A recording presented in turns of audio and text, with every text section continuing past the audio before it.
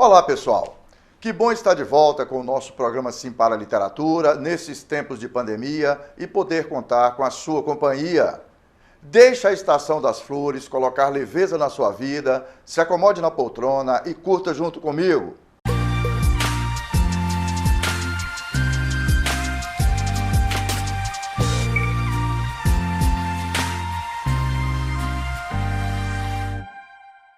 No nosso programa Sim para a Literatura, entre outras informações, temos as colunas Dica de Leitura e Dica de Livro. Temos também as colunas O Livro da Minha Vida, a participação de telespectadores apaixonados pela leitura, além de entrevista e muito mais. E nesta edição vamos caminhar juntos através das trilhas da literatura. Afinal, por que precisamos tanto das histórias em nossas vidas? Por que homens e mulheres contam e escutam histórias há tanto tempo? Por que necessitamos, como já escreveu tão bem o crítico Antônio Cândido, de uma dose diária de ficção, terreno da literatura? Além de nos oferecer um respiro em relação à vida concreta, ao cotidiano mais duro, maçante, a literatura alimenta a nossa imaginação e, portanto, o lugar da criação, da invenção. A escritora e pesquisadora colombiana Yolanda Reis nos diz algo muito bonito. Tudo o que foi criado no mundo foi sonhado por alguém. Foi imaginado por alguém que quis ir além do concreto, do que já existia. As histórias também nos apresentam o mundo em toda a sua diversidade, colocando na nossa frente esse catálogo de destinos humanos, como escreveu Ítalo Calvino na introdução do livro Fábulas Italianas. Quantos modos de vida, quantas personagens diferentes, quantos caminhos possíveis a literatura pode nos revelar. E por tudo isso, ela pode nos fazer mais abertos à diversidade, mais humanos. Que ajuda a ampliar nosso universo de conhecimento, também na direção de um mundo melhor.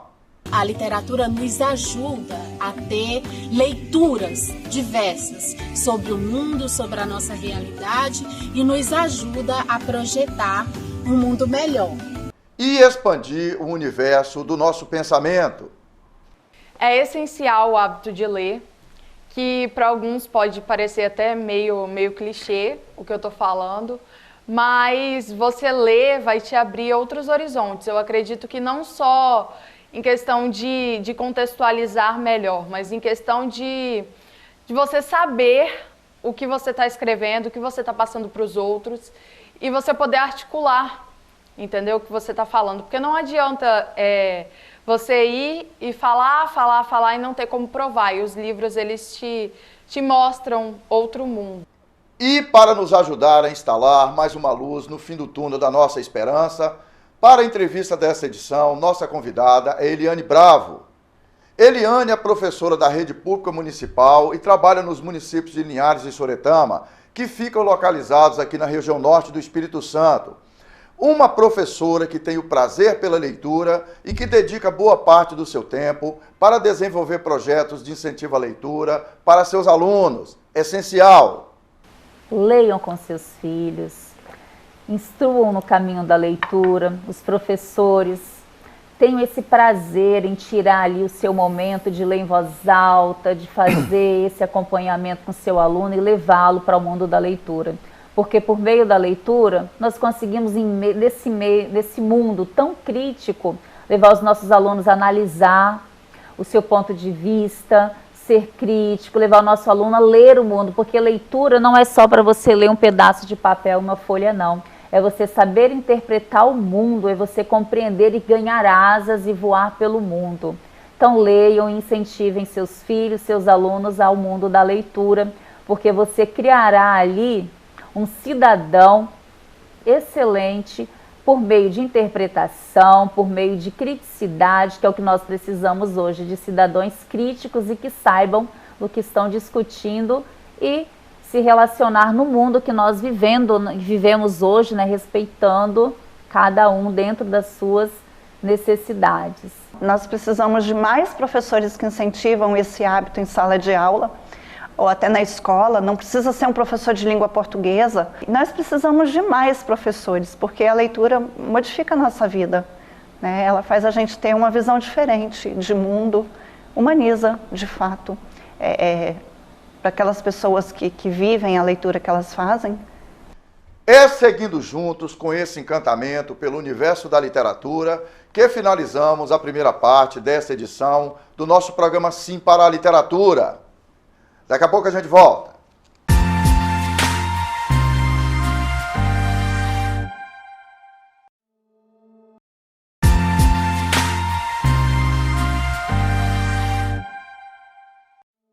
Estamos de volta com o nosso programa Sim para a Literatura e é muito bom continuar na sua companhia. E na nossa dica de leitura desta edição, vamos aproveitar algumas sugestões de como extrair informações nos momentos de leitura para aumentar nosso universo de conhecimento. Vamos que vamos!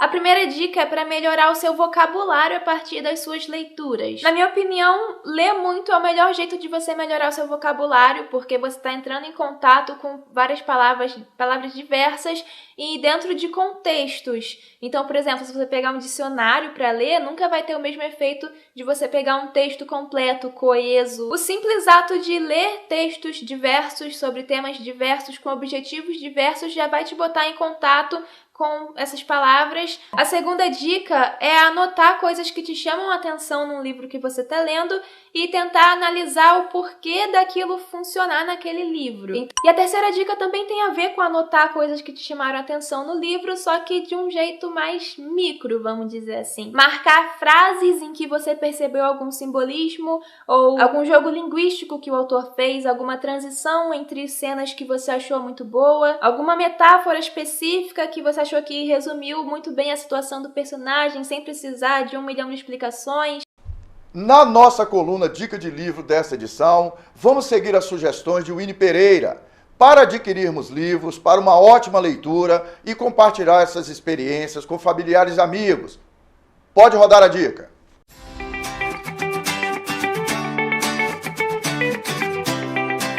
Olá, amigos do Sim para a Literatura. Estamos de volta com mais um quadro, uma coluna Dicas de Livros de hoje. E hoje eu trouxe mais 3 livros para indicar para vocês. O primeiro é o livro Cães de Guerra, do autor Frederick Fawcett. Esse é um autor especialista em livros de romances de espionagem, romances de guerra. Ele tem outros tantos livros, como O Dia de Chacal, que até virou filme. E é um livro para quem ama romances de espionagem. E é uma leitura super legal, principalmente nessa coisa da espionagem da Guerra Fria. E também tenho 2 livros do autor afegão, Khaled Hosseini. O primeiro é o clássico best-seller internacional O Caçador de Pipas e o segundo é também best-seller internacional A Cidade do Sol. O Khaled Hosseini é um autor afegão nascido em Cabul e ele escreveu esses livros falando sobre a realidade do Afeganistão no período de guerras, né? Principalmente no período do governo Talibã, onde essas pessoas foram muito oprimidas e inclusive a própria família do Khaled teve que fugir do Afeganistão e ir para Paris, né, para se refugiar, porque eles foram vítimas de violência. Então são livros muito pesados, mas também são leituras muito fantásticas. Esses 3 livros que eu indiquei para vocês hoje estão disponíveis no nosso Sebo Atoca e nós atendemos tanto pelo Instagram em @sebo.atoca quanto pelo WhatsApp e as informações estarão aqui para vocês entrarem em contato e adquirirem esses livros hoje. Até mais! É isso aí, pessoal. Acesse a lojinha Toca no Instagram ou faça contato via WhatsApp e adquira livros para ótimas leituras que vão chegar em sua casa via correios com segurança e com toda tranquilidade. Essas informações estão também na página do Facebook do nosso programa Sim para a Literatura. Vai lá e se joga! E na nossa coluna Apaixonados pela Leitura, vamos conhecer um projeto onde a família e a escola se juntam para colocar a leitura e os livros na vida da meninada. Literatura na Veia.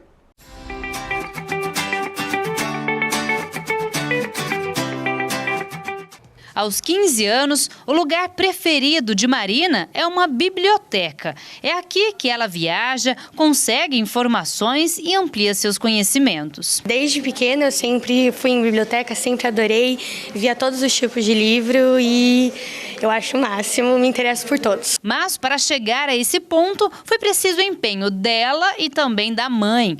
O hábito de Ana Lúcia foi transferido para a filha desde muito cedo. Em casa a gente lê muito, então desde quando ela era bebê, né, parece engraçado falar isso, mas desde que ela era bebê, eu lia para ela e é interessante porque mesmo os bebês, eles gostam, eles reagem à leitura, né? E olha que despertar o interesse da leitura nem sempre é uma tarefa fácil. E a dúvida entre um celular ou um livro pode acontecer.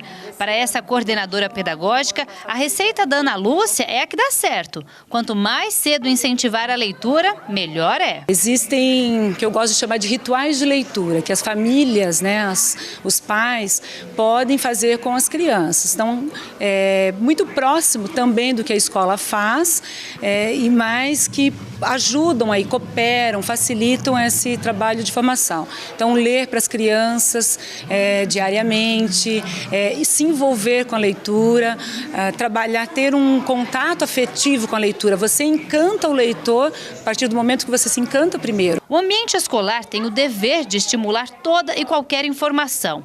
Para esses alunos, a biblioteca é uma extensão da sala de aula. Aos 9 anos de idade, Ana Luísa sabe muito bem como é importante ler todos os dias. A biblioteca me empresta o livro para eu ler em casa, então eu sou uma grande leitora, eu leio todos os dias. A leitura é tão presente na vida desses alunos aqui que eu vou fazer um jogo rápido com eles, quer ver? Qual repertório você gosta de ler? Livros de aventura, geralmente, com adolescentes, esperando coisas difíceis, por aí. E você, quantas horas você passa lendo por dia? Eu passo mais ou menos 1 hora e meia lendo por dia. Todos os dias? Uhum. E você, qual o tipo de livro que você está lendo agora? Eu tô lendo esse livro extraordinário, que conta um pouco da história de um menino que ele tem uma aparência diferente dos outros. E ele sofre um pouco na escola com isso, mas é um livro bem legal. Além de todos os benefícios, a leitura estimula a nossa criatividade e também a nossa imaginação. E estar em ambientes como esse faz com que muitas vezes a gente se sinta no lugar do personagem, ou, por que não, dentro da própria história. Eu fico imaginando como eu seria se eu fosse algum personagem do livro. Eu fico pensando se aquilo fosse real, como é que seria a nossa realidade, o que poderia acabar mudando. Para dizer que falamos das flores, vamos juntos com as novas gerações de leitores, na nossa coluna Participação de Telespectadores.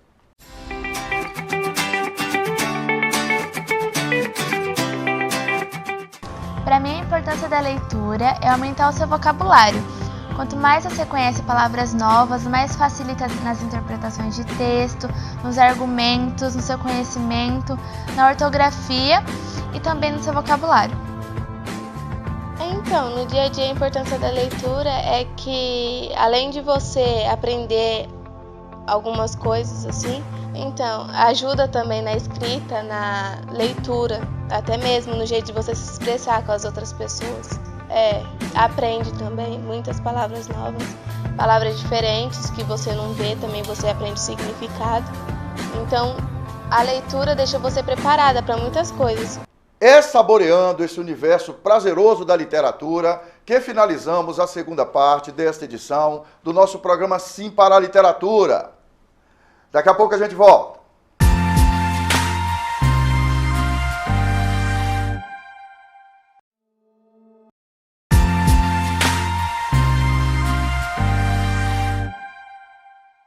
Estamos de volta com o nosso programa Sim para a Literatura e é muito bom continuar na sua companhia.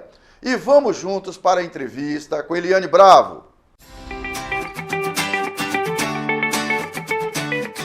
Eliane, como é que está essa transição, né, de volta para o ensino presencial, que a gente fala o velho normal? Você continua na escola aqui em Linhares e na escola em Soretama. Sim. Como é que está essa transição para você com os alunos, Eliane? Então, hoje eu posso dizer que essa transição no início não foi fácil. Linhares, né, desde fevereiro, nessa transição.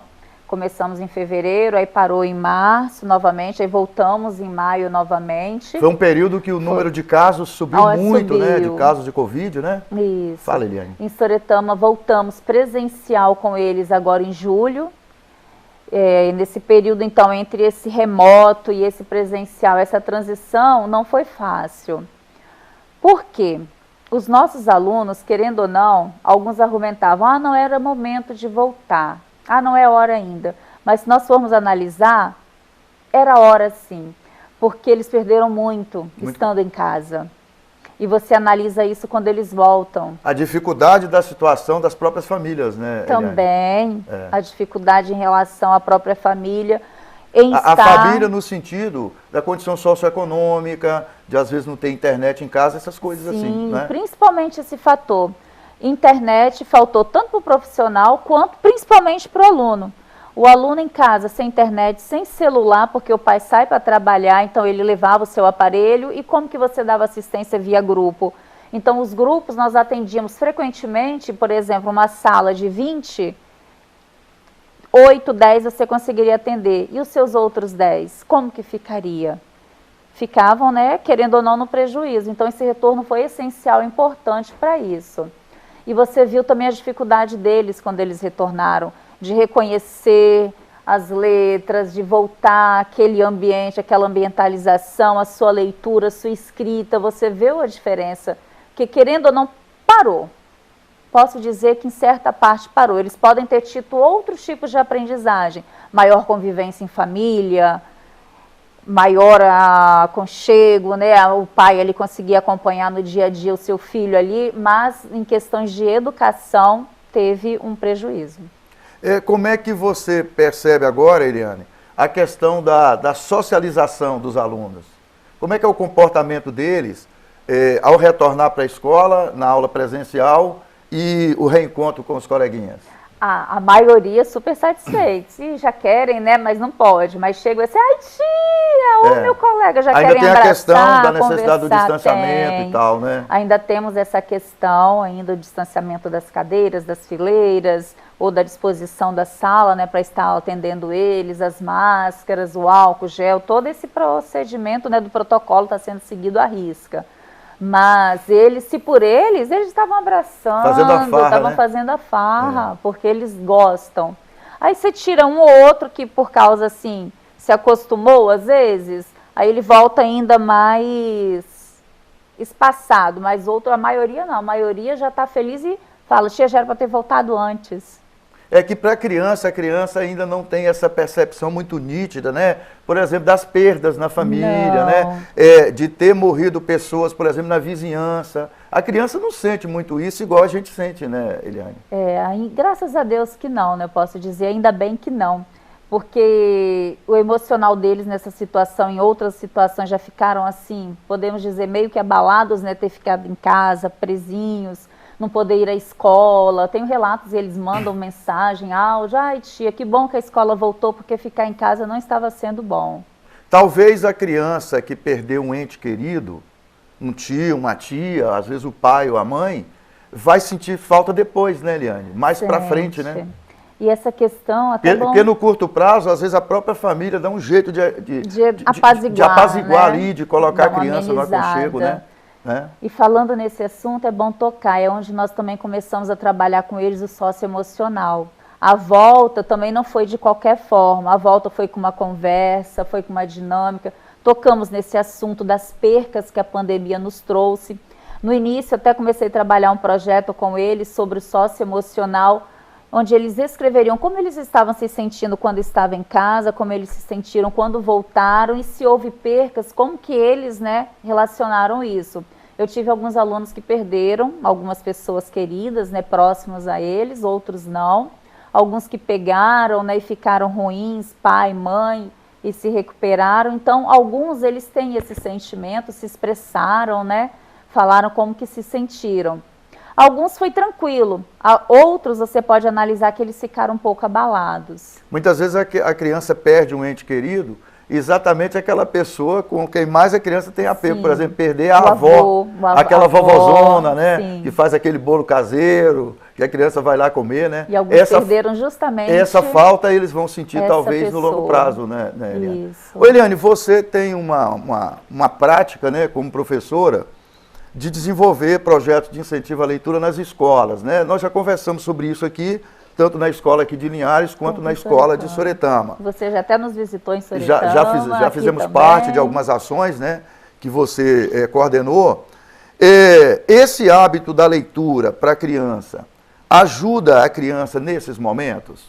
Sim. Nesse período dessa transição? Nesse período de transição, principalmente, porque ali, ele tendo o hábito da leitura, ele vai esquecer, às vezes, o mundo externo e vai ficar por meio da leitura ali, navegando, conhecendo, porque ler é muito bom. E nós realmente, quando lemos, viajamos por meio da leitura. Ficamos ali nos imaginando naquela situação. E para eles, principalmente, esse momento da leitura, não só eles lerem, mas como a família ler para eles e no retorno à sala nós voltarmos a ler também, é de suma importância. Ô Eliane, você tem a experiência, né, de promover projetos de leitura, né, ações de incentivo à leitura para a meninada, tanto na escola lá em Soretama quanto na escola aqui em Linhares, que você trabalha. Essa experiência com a leitura permite que a criança permaneça nas respectivas fases da infância? Que a criança, por exemplo, não passe de uma fase da infância para outra de forma brusca? Como é que você tem percebido isso? Sim, a leitura na vida delas realmente faz com que essas fases sejam constantes, né, acompanhadas por meio da leitura. Na educação infantil, os contos de fada, eles vivenciam aquele momento, ou João pé de feijão que sobe no feijão, desce, corta o pé de feijão. Os momentos felizes, né, dos finais das histórias. Quando eles já entram lá no ensino fundamental 1, eles já são apresentados às parlendas, aos contos. Aí vai primeiro aninho, segundo aninho, terceiro ano, nós já conseguimos introduzir ali com eles as fábulas, livros maiores. Quarto e quinto, então já tem as crônicas, já tem os diários de banana, diário de zumbi que eles amam. Então, com a leitura vai acompanhando a fase deles, principalmente a fase de crescimento. O gibi também entra ali, que é um amor na vida deles, né? O gibi, então, nem se compara. O gibi é um passatempo para todos nós, né? Para todos nós, e eles amam. Então, sim, ter a leitura na vida dos nossos alunos, das nossas crianças, é de suma importância, porque ele vai acompanhar a sua fase. E como essa experiência de leitura deles, dos meninos e das meninas, das crianças e tal, contribui para a relação de afeto entre eles? Fortalece esse vínculo do coleguinha com a coleguinha? Como é que você percebe isso na escola? E como é que você percebe que repercute na vida pessoal, familiar dessas crianças? Por exemplo, estou trabalhando com o meu 4º ano, 2 livros. O Diário de uma Banana. Nós vamos tirar a foto e colocar aí, tá? E o Minecraft, né? O Diário de um Zumbi do Minecraft. Eles amam Minecraft. Então, para eles, a leitura, e dentro do que eles gostam de jogar também, deixa eu dar uma olhadinha. Eles fazem essa relação. Quando eles começaram a ler, por exemplo, o Diário do Zumbi do Minecraft, tia, isso, aí começaram a discutir. Eu também jogo, eu também faço. Então, dentro da leitura e do assunto que eles gostam, aí que eles vão ter esse entrosamento, esse afeto maior. Então, como se diz, as tribos, né? Os grupos com as suas afinidades. Então, por meio da leitura, eles também criam seus grupos e suas afinidades. E vocês têm conseguido repercutir essa atividade da escola com a família desses alunos?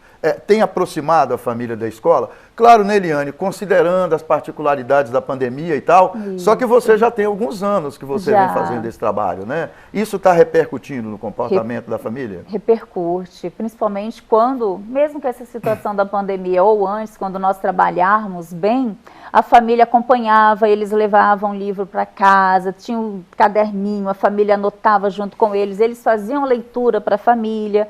E ainda estamos nesse processo, retomando esses projetos, eles levarem o livro, fazerem a leitura com a família acompanhar. Também solicito que eles em casa escolham um livro de gosto deles. Leia para o papai, para a mamãe, leia para alguém da sua família, para o vovô, para a vovó, para ver a sua leitura como está. Então eles se empolgam, porque eles sabem que eles vão ler um livro que eles gostam e ainda vão ver como que eles estão na leitura deles. Então, faz esse aconchego, sim. A família até tem uma percepção de como seu filho começou a ler, como que até ele está crescendo, quando ele começa a desenvolver alguns tipos de atividade com a leitura dos livros. Eliane, professor e professora, é importante que esses entes sejam leitores? para que eles possam compartilhar essa experiência com os alunos de forma mais original, de forma mais verdadeira? O professor ser leitor é importante por quê?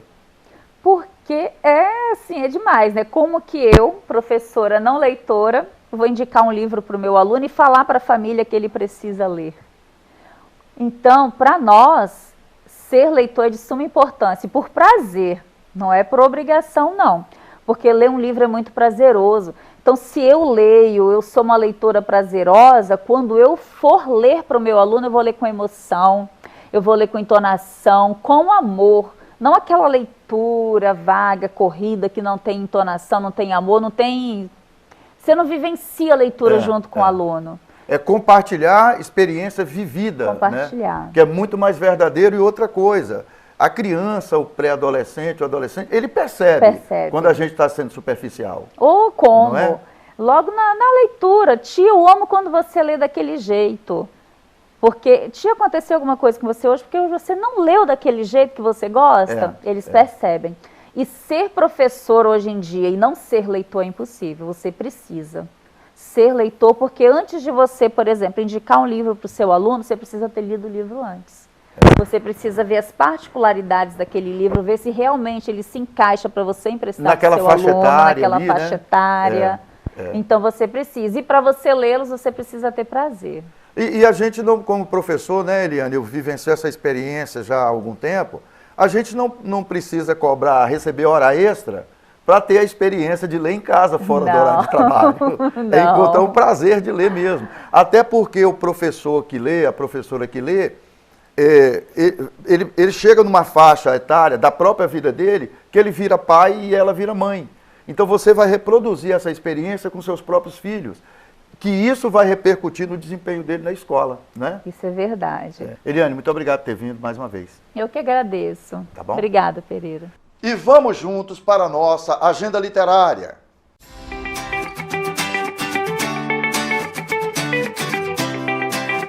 Olha, pessoal, no próximo dia 5 de outubro, vamos participar do lançamento do livro Os Sons da Memória, de autoria do jornalista e escritor José Roberto Santos Neves.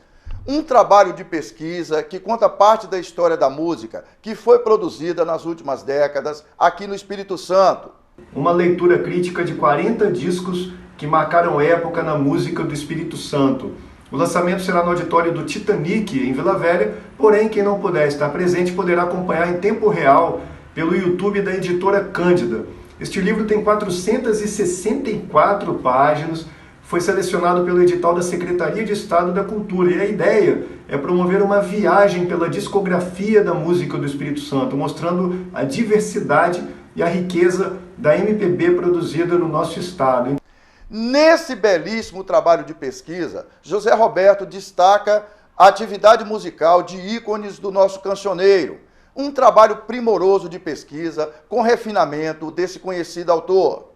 Então nós falamos de artistas ícones como Maurício de Oliveira, Hélio Mendes, Gilberto Garcia, Esther Mazi, Maria Cibele, Afonso Abreu, e avançamos nas décadas, falando da década de 80, de Carlos Bona, de Lula de Vitória, João Pimenta, Guto Neves, Carlos Papel. Falamos da década de 90 de artistas como o Casaca, o Manimal, o Lordose para Leão, o Uru Blues, e também da contemporaneidade, ou seja, da música instrumental refinada, produzida nas últimas décadas no Espírito Santo. Então eu reforço o convite para vocês no dia 5 de outubro, lançamento de Os Sons da Memória, com transmissão online pelo YouTube da editora Cândida.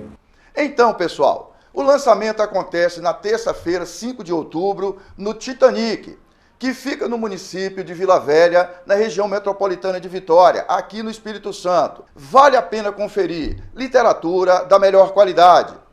É com esse espírito eivado de literatura que finalizamos essa edição do nosso programa Sim para a Literatura. É isso aí, pessoal. Bem legal a participação de vocês, no prestígio que nos proporcionam com a sua audiência nesta edição do nosso programa Sim para a Literatura. Para que vocês tenham acesso às edições anteriores e aos vídeos do programa, acessem youtube.com/Sim para a Literatura. Aproveita e faça sua inscrição no nosso canal. Vamos compartilhar experiências de leitura.